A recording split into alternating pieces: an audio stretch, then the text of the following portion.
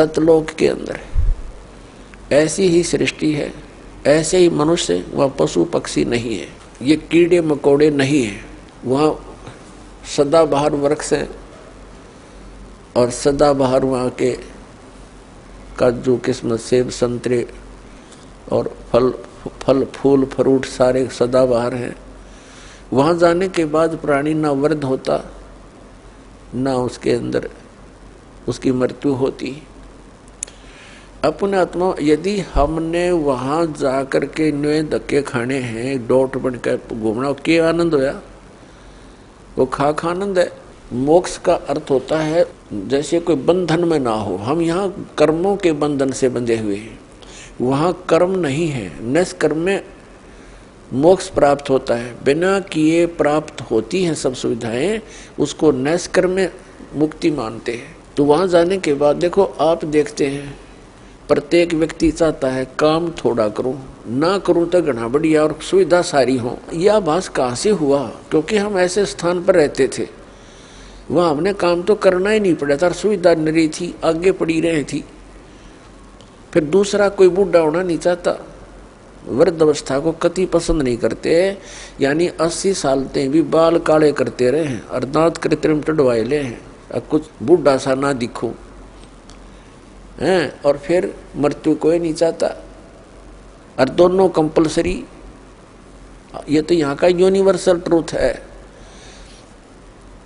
Hard and fast rule है तो इसका कि वृद्ध भी होगा और मृत्यु भी होगी, और हम दोनों पसंद नहीं करते, दोनों कंपलसरी होंगी यहाँ पर। इसी प्रकार कोई काम करना नहीं चाहता। हम उच्च शिक्षा किस लिए प्राप्त करते हैं कि हम कुर्सी पर बैठे दफ्तर के नीचे, नौकर हों, घंटी बजाएं, पानी पिलाओ, चाय लाओ, हैं, काम कुछ नहीं करना पड़े, तनख्वाह मिला गणी ठाठ से रहे।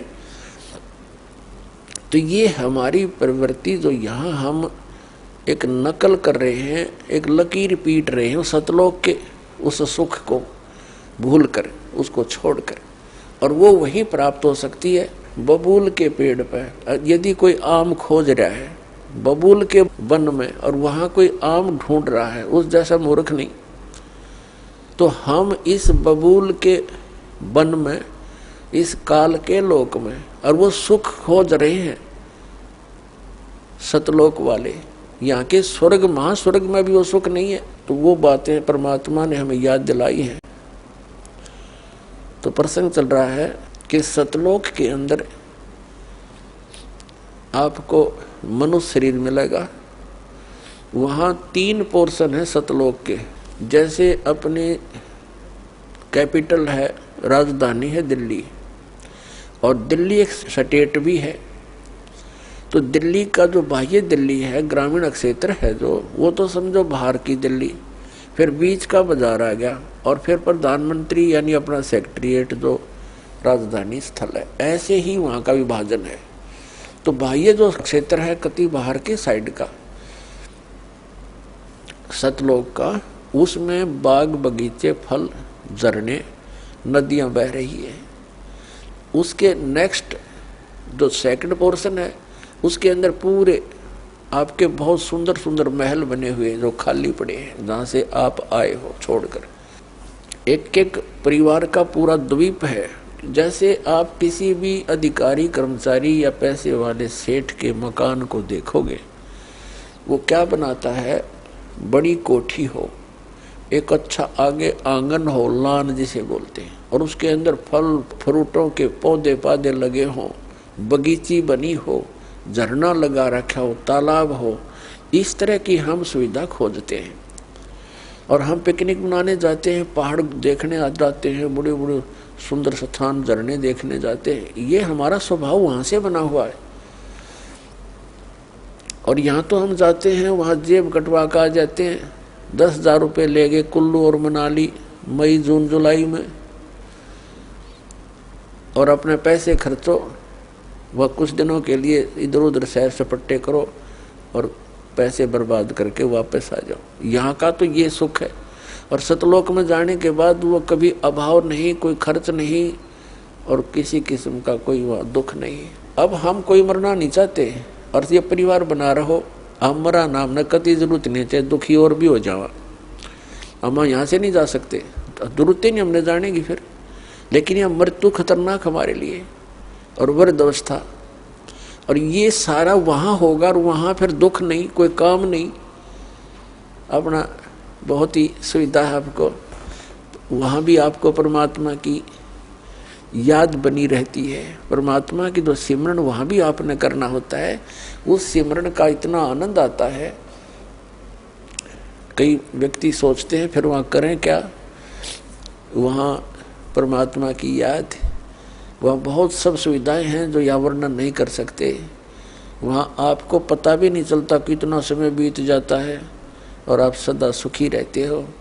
कोई राग द्वेष नहीं, कोई ऐसी चीज का अभाव नहीं जिससे राग द्वेष बने, कोई छोटा बड़ा नहीं, वहाँ पर सबको एक जैसी सुविधा। तो ये सतलोक के अंदर सभी सुविधाएं हैं और वहाँ पूर्ण मोक्ष है वो प्राणी, कोई प्रतिबंध नहीं। क्योंकि जितने भी यहाँ कानून बनाए जाते हैं निकम्मे आदमियों के लिए बनते हैं। जो नागरिक अच्छे होते हैं वो तो वैसे अपना सद्भावना से रहते हैं, वो कोई अपराध करते नहीं। तो वहाँ सभी नागरिक सही हैं, उनका कोई द्वेष नहीं, राग नहीं, क्योंकि यहाँ से वही प्राणी जाएगा जिसका नेचर सुधर जाएगा और भक्ति धन हो जाएगा। तो यहाँ आपका व्यवहार और स्वभाव सुधारने के लिए प्रैक्टिकल कराया जाता है।